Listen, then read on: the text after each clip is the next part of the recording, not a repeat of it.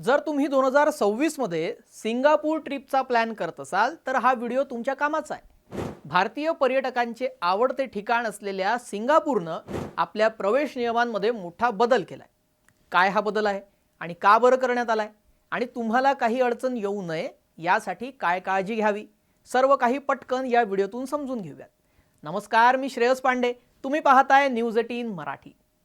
तुम्हाला आता सिंगापूरला पोहोचल्यावर नाही तर एअरपोर्टवरच तुम्हाला रोखलं जाऊ शकतं। हा काय मॅटर आहे तर आत्तापर्यंत सिंगापूरला पोहोचल्यानंतर इमिग्रेशन काउंटरवर प्रवाशांची कागदपत्र तपासली जात होती। मात्र नव्या नियमांनुसार चांगी आणि सेटेलर एअरपोर्टवर येणाऱ्या सर्व आंतरराष्ट्रीय फ्लाईटच्या प्रवाशांची माहिती ही आता आधीच तपासली जाईल।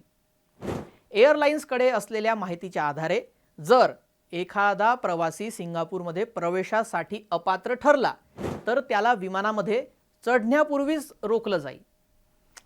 तर हा नियम आता 30 जानेवारीपासून लागू झालेला आहे। यानुसार एक चूक तुमची पूर्ण ट्रिप कॅन्सल करू शकते। पण थांबा, घाबरू नका।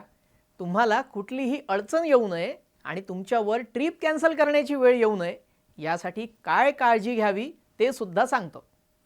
कोणत्या चुकांमुळे तुमची ट्रिप धोक्यात येऊ शकते आधी ते आपण जाणून घेऊयात। पहिलं म्हणजे पासपोर्ट वैधता। ही एक गंभीर चूक ट्रिप कॅन्सल होण्याचं प्रमुख कारण ठरू शकते। जर तुमच्या पासपोर्टची व्हॅलिडिटी 6 महिन्यांपेक्षा कमी असेल तर तुम्हाला एअरपोर्टवरच नो बोर्डिंगचा बोर्ड दिसू शकतो। बरं, तुमच्याकडे वैध सिंगापूरचा व्हिसा नसेल तर देखील प्रॉब्लेम येणार। सोबतच जर तुम्ही SG अरायवल कार्ड भरलं नसेल किंवा त्यामध्ये चुकीची माहिती दिली असेल तरी देखील तुम्हाला प्रवेश नाकारला जाणार। आता तुम्हाला प्रश्न पडला असेल की हे SG अरायवल कार्ड काय आहे बाबा? तर SG अरायवल कार्ड हे सिंगापूरला भेट देणाऱ्या परदेशी पर्यटकांसाठी तसेच नागरिकांसाठी तिथे पोहोचण्यापूर्वी एक मोफत ऑनलाईन डिजिटल डिक्लेरेशन फॉर्म आहे जो भरणं अनिवार्य आहे। आता म्हणजे तुमचा जुना जो रेकॉर्ड आहे तो देखील इथं महत्त्वाचा आहे, कारण जर यापूर्वी इमिग्रेशनशी संबंधित काही कायदेशीर कारवाईमध्ये तुम्ही अडकले असाल तर ही धोक्याची घंटा आहे बरं।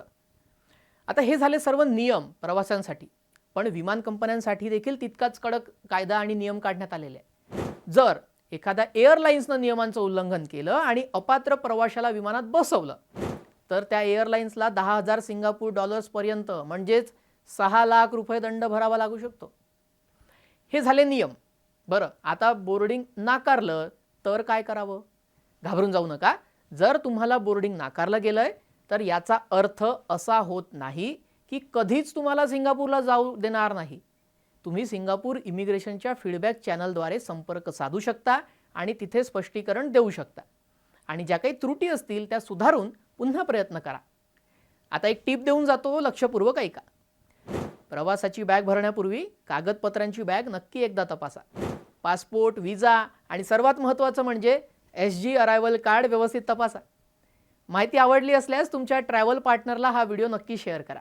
भेटूयात पुन्हा एका नव्या ग्लोबल अपडेटसह। नमस्कार।